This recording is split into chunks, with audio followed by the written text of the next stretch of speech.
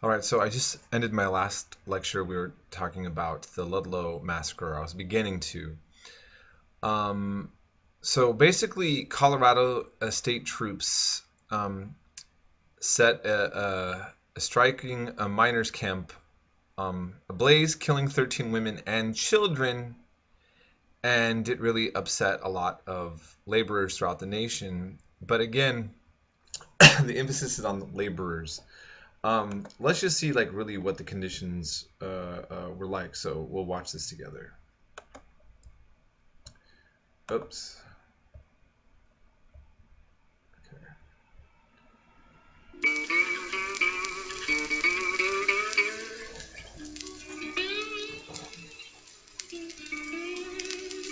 Like workers in most other industries at the time, the coal miners in the town of Ludlow were organizing to win basic rights. In 1914, the United Mine Workers Union called for coal companies to grant safe working conditions, tolerable wages, and compliance with state mining laws. In response, a labor organizer at Ludlow was shot to death by gunmen working for the Colorado Fuel and Iron Corporation, owned by the Rockefeller family.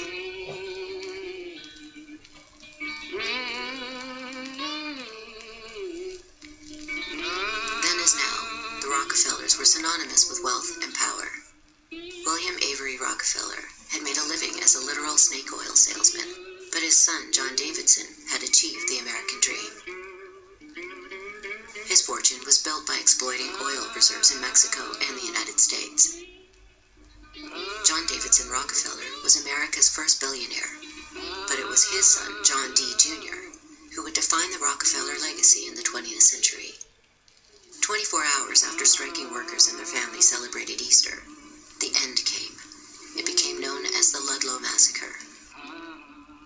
The strike went on from the fall of 1913 to the spring of 1914, and they still couldn't break the strike. The strikers were living in tent colonies set up by their union, the United Mine Workers. And in April of 1914, the National Guard, which at this time was being paid by the Rockefellers, National Guard attacked the tent colony. Men, women, children, killed many people, set the tents afire. We found the next day the bodies of 11 children and 2 women who were burned, suffocated to death in that fire. That was called the Ludlow Massacre. A brief glance at events prior to Ludlow reveals that the brutalization of workers in the United States was not an unusual occurrence. 60 years earlier, in 1847, a nationwide general strike was met with violent oppression by federal troops. Over 30 workers were killed and 100 wounded at the Battle of the Viaduct in Chicago. In 1894, federal troops killed 34 American Railway Union members, also in the Chicago area. The troops were attempting to break a strike led by Eugene Debs against the Pullman Company. In 1897, 19 unarmed coal miners were killed and 36 wounded by a posse organized by a sheriff near Latimer, Pennsylvania. Most of the workers were shot in the back while attempting to flee. The worldview of the great capitalists at the turn of the century can be summed up in the words of William Vanderbilt. In response to a suggestion that the New York Central Railroad should adjust its train schedules to accommodate the public, he replied, "The public be damned." But the relationship between the public and corporations was changing.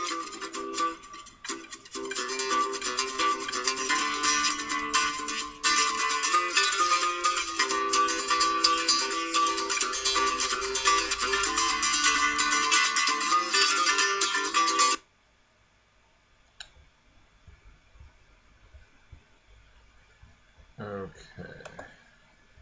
So, I don't want this to go back on. All right. Okay. So, I thought I would start off with I'll just quotation from a man who is certainly an expert I'm just going to stop here and we'll get back to our in something. lecture.